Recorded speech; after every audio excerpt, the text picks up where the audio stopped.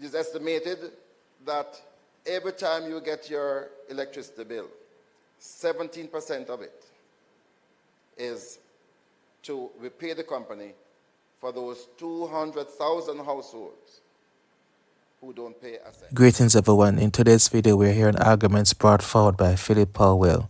Jamaica suffer from very high electric bills.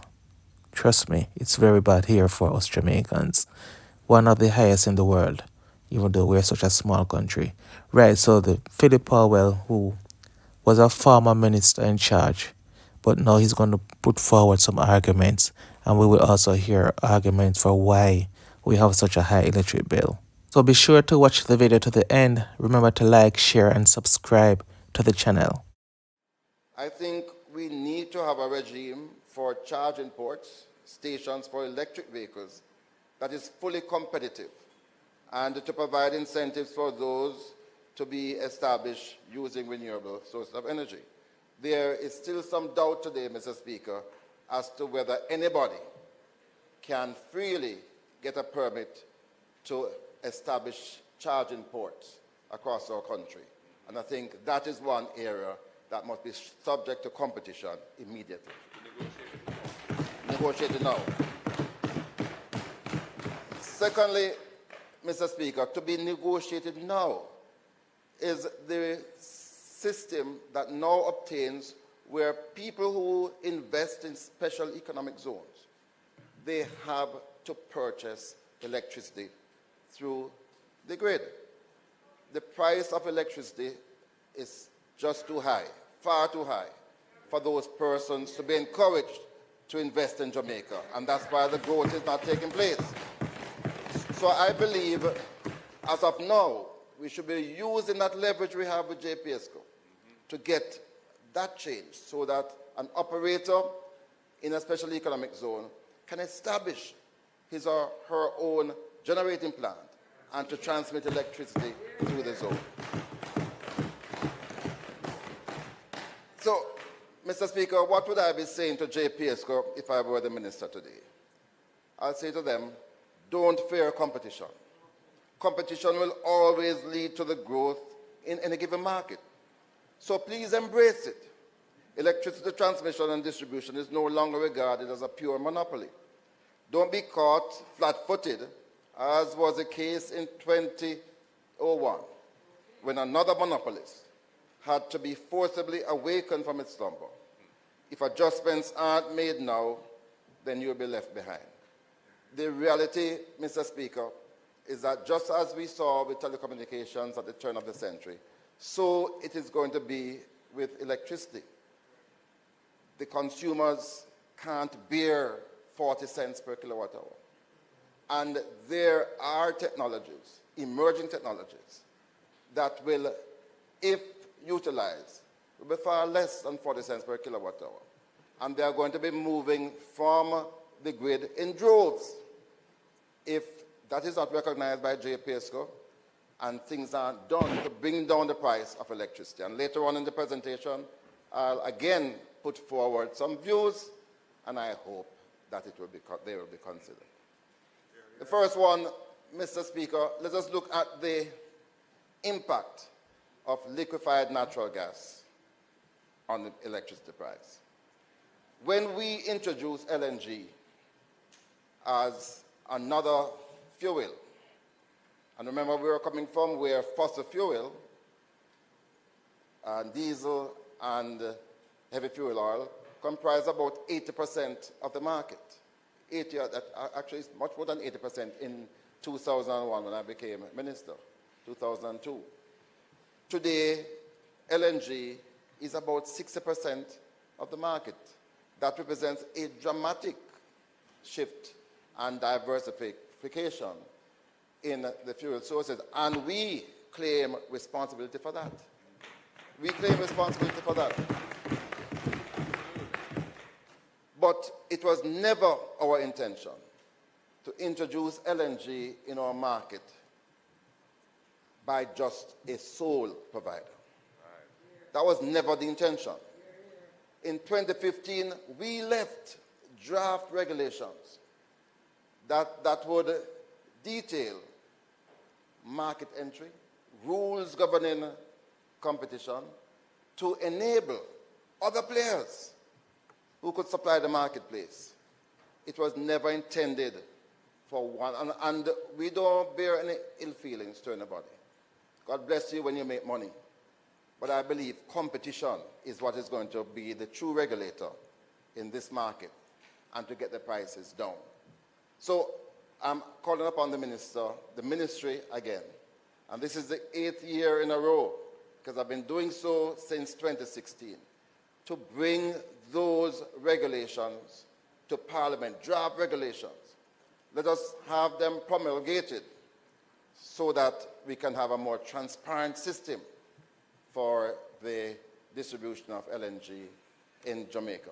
In the same way, Mr. Speaker, again I want to point out that when we went this route of LNG, we recognized the heavy capital costs that will be borne by the consumers of LNG.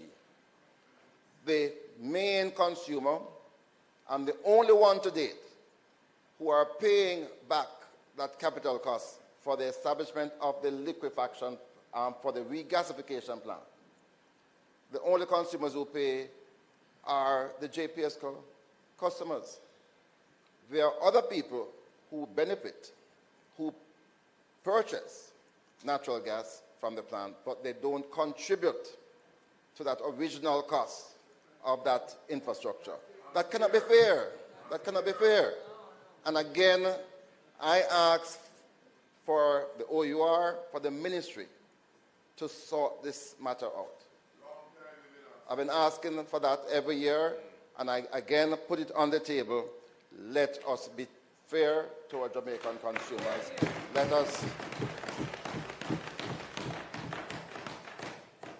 Let us see to the reduction of the price of electricity.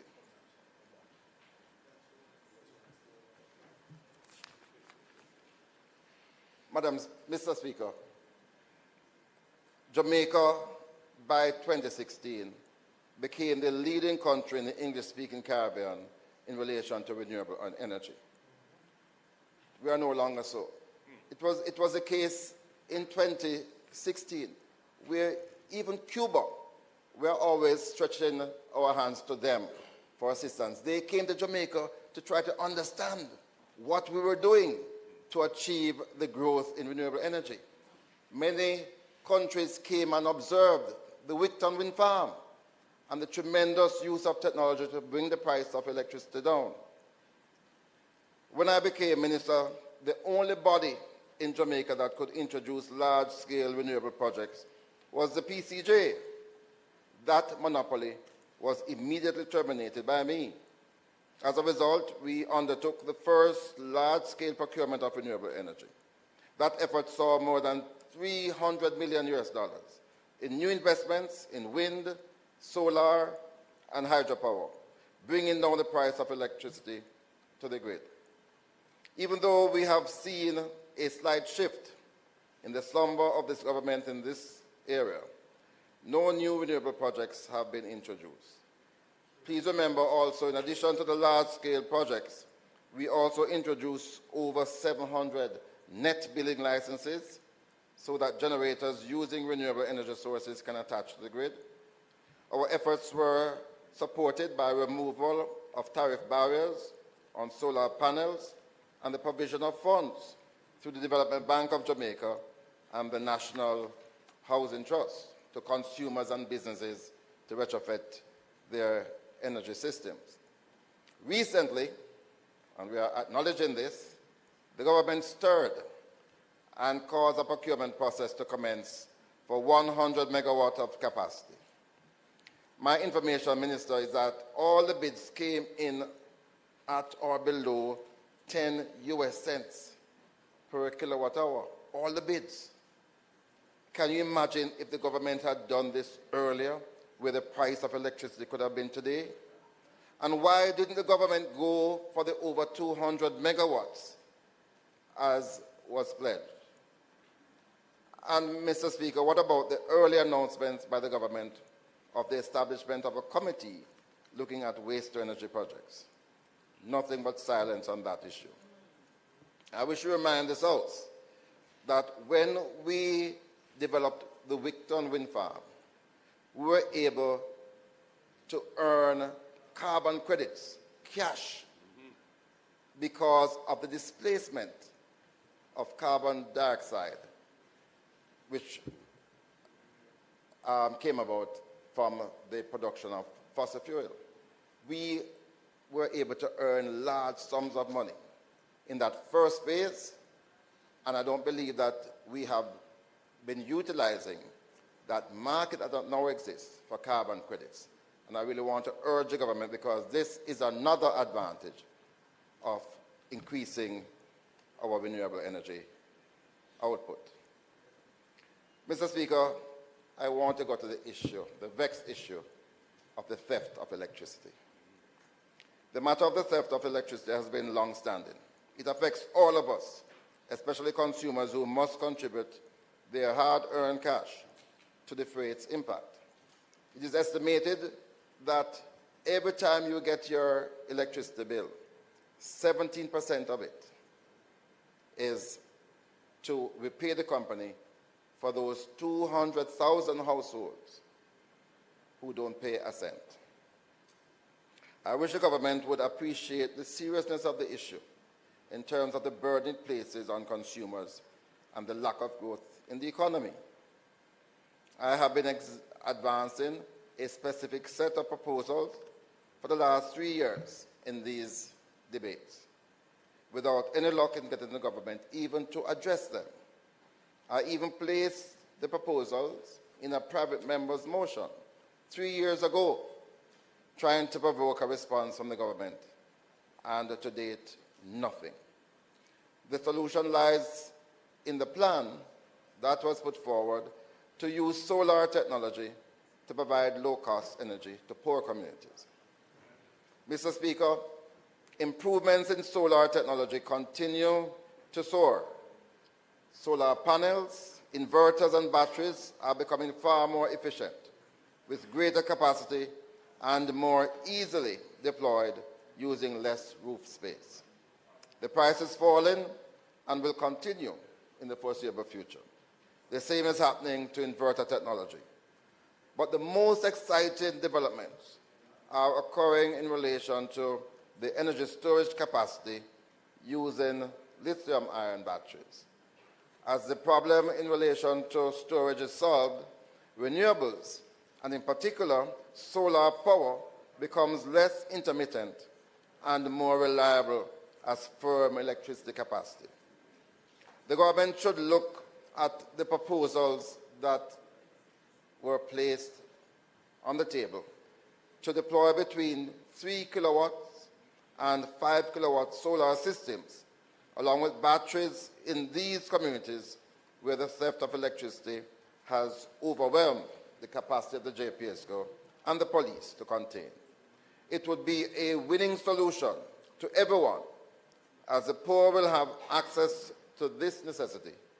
The consumers will get a 17% price break, and carbon credits can be earned from this increased use of renewable energy. And there you have it, arguments brought forward by Philip Paulwell. In this video, he highlighted things he would do to help to reduce the cost of electricity for us Jamaicans and businesses here operating in Jamaica. He also highlighted why the electric bill is so high. So let me hear from you now in the comments section. Are you surprised by anything that was mentioned by the Member of Parliament, Philip Paulwell? Let me hear in the comment section your thoughts. Do remember to like, share, and subscribe to this channel for more information about politics news from Jamaica.